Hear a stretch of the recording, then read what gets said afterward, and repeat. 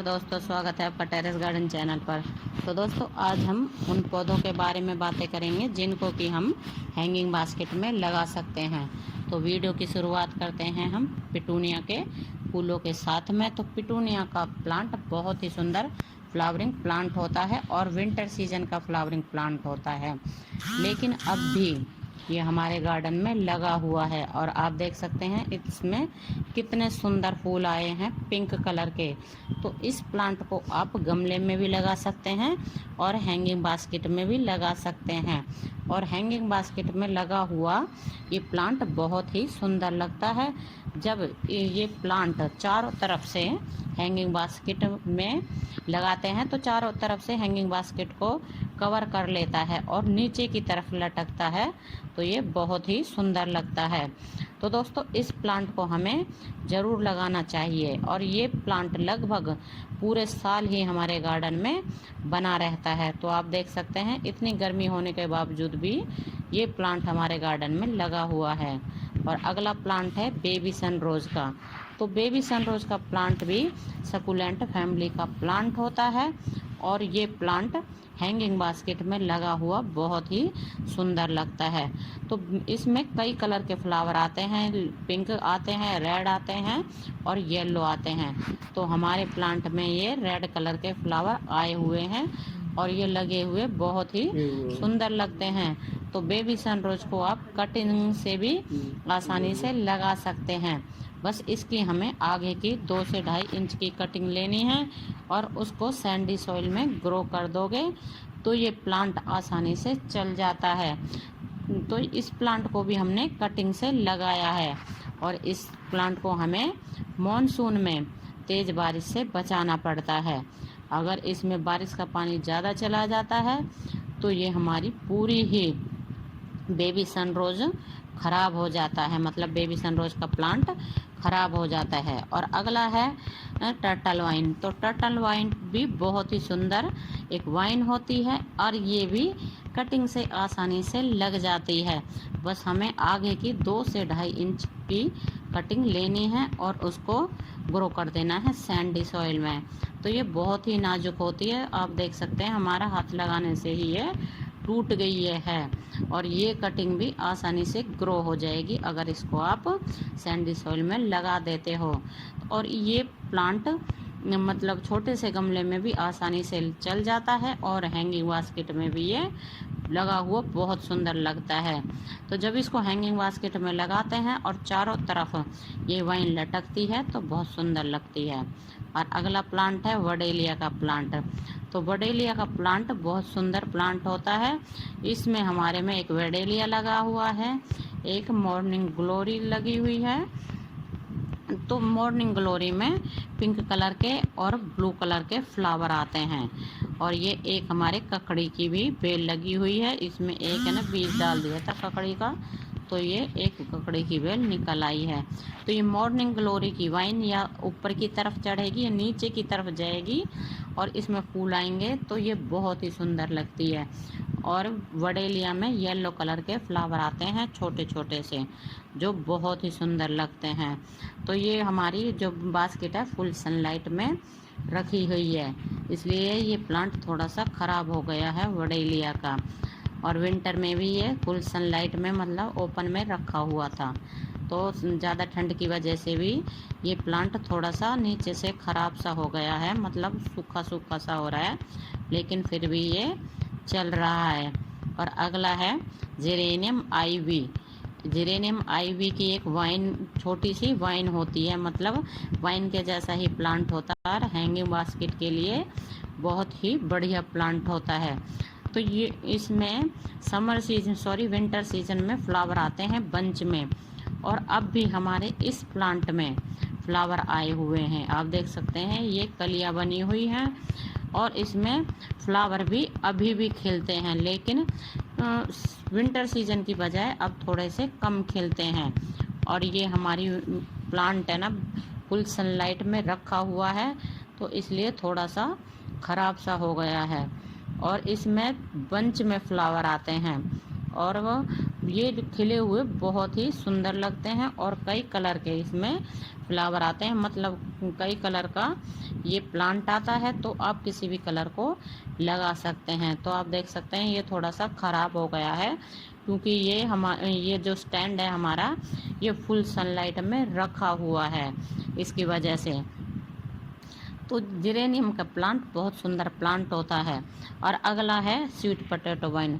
तो sweet potato wine को भी आप हैंगिंग बास्केट में लगा सकते हैं। और ये 2 कलर की आती है, एक ग्रीन कलर की आती है और एक पर्पल कलर की आती है। और जब इसको हम हैंगिंग बास्केट में लगाते हैं तो ये नीचे तक लटक जाती है और ये चारों तरफ लटकी हुई बहुत ही सुंदर लगती है। तो इसको भी आप कटिंग से आसानी से ग्रो कर सकते हो। इसकी हमें आगे से ही कटिंग काटनी है और उसको किसी भी तरह की मिट्टी में लगा दोगे तो ये आसानी से ग्रो हो जाती है। मतलब ये प्लांट हैंगिंग बास्केट के लिए बहुत ही बढ़िया प्लांट है। तो ऐसे ही अगला प्लांट है जेड प्लांट। जेड प्लांट को शुभ प्लांट माना जाता है और इसको आप हैंगिंग बास्केट में भी लगा सकते हैं और गमले में भी लगा सकते हैं। और जेड प्लांट आसानी से कटिंग से ग्रो हो जाता है। इसकी भी हमें आगे से 2 से 2.5 इंच की कटिंग लेनी है और उसको सैंडी सॉइल में लगा दोगे तो कुछ ही दिनों में उसकी रूट्स बन जाती है। तो इस प्लांट को हमने लगभग 2 से 2.5 साल पहले इस वाली हैंगिंग बास्केट में लगाया है। तो आप देख सकते हैं इसका ये जो तना है ये कितना, मतलब ब्रांच कितनी मोटी हो गई है और ये नीचे की तरफ लटका हुआ है। और अगली है हमारी सदाबहार का प्लांट। तो सदाबहार को भी आप हैंगिंग बास्केट में लगा सकते हो और ये पूरा साल ही फ्लावर देता रहता है। और इसमें मतलब अभी तक हमने इसकी कटाई छटाई नहीं की है तो इसलिए ये प्लांट थोड़ा सा ख़राब सा हो रहा है। और इसी में एक ये ककड़ी की वाइन भी लगी हुई है, इसमें भी फ्लावर आ रहे हैं और ये भी लगे हुए बहुत सुंदर लग रहे हैं, येलो कलर के छोटे छोटे से फ्लावर। और इसी में एक ये हमारा पीछे पिटूनिया भी लगा हुआ है।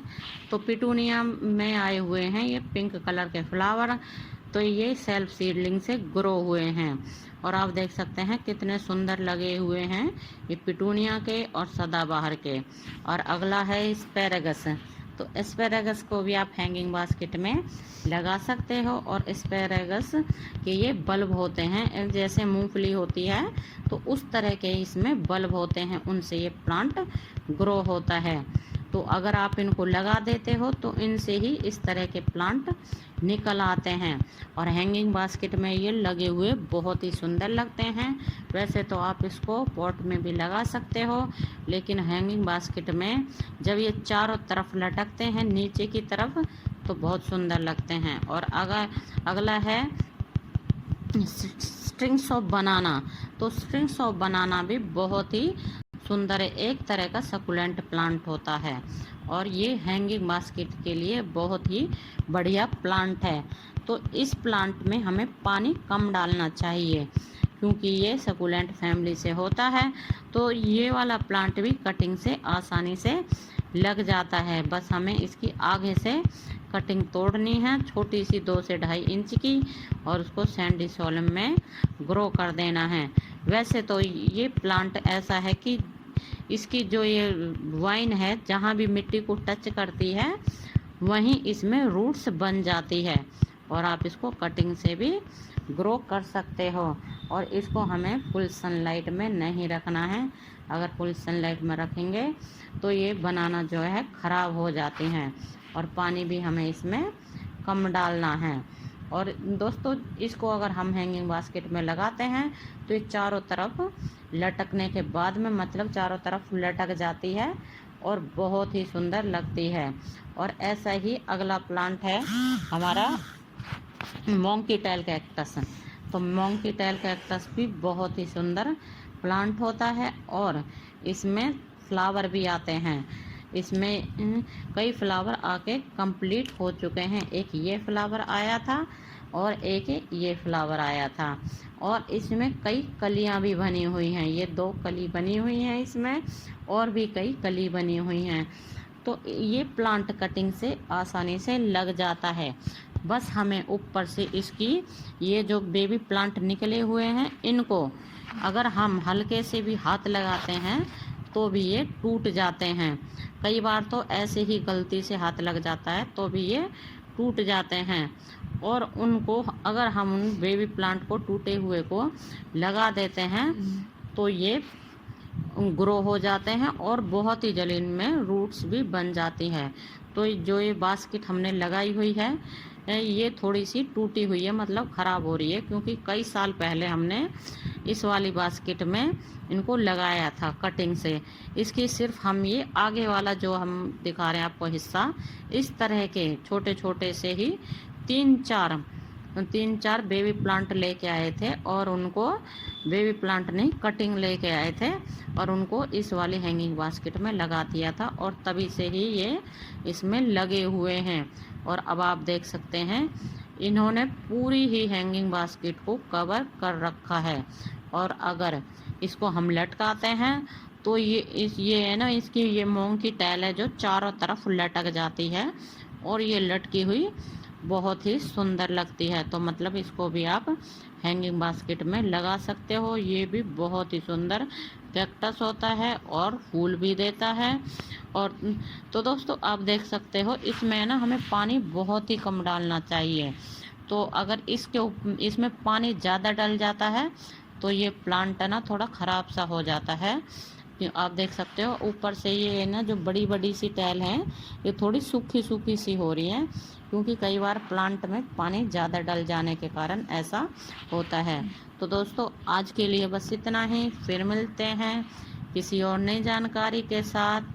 तब तक के लिए नमस्ते जी, धन्यवाद।